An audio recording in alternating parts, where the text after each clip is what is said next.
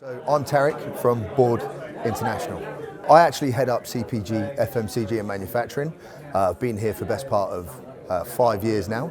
Lucky enough to be here for the second time in the year running. So I actually look after many of our different customers from vendor selection all the way through the customer life cycle. So I support them along their account journey and all the way through to day-to-day work with all of our different vendors.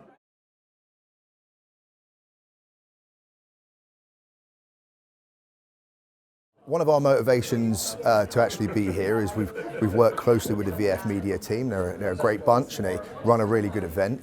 But last year we actually had some great success, lots of really good conversations, meeting lots of different supply chain leaders.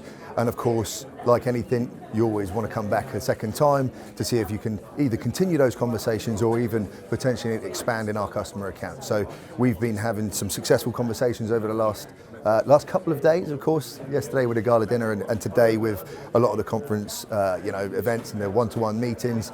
And actually, we're hoping maybe to look at next year as well.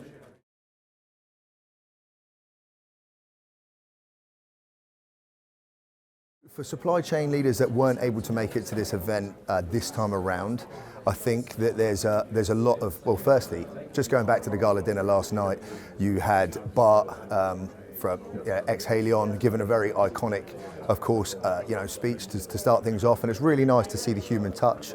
And of course, what leaders are thinking, but also to have exposure to the different varying technologies that are actually within this space. Now, we are actually very unique into this space, effectively. We work across integrated business planning, of course S&OP, so sales and operational planning.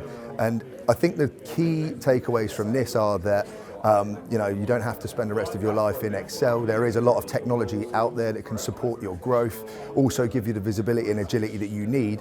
I'm of course talking in specifics for our technology, but there are some other great vendors in the room today, of course, to speak to and understand exactly what their customers are doing with them.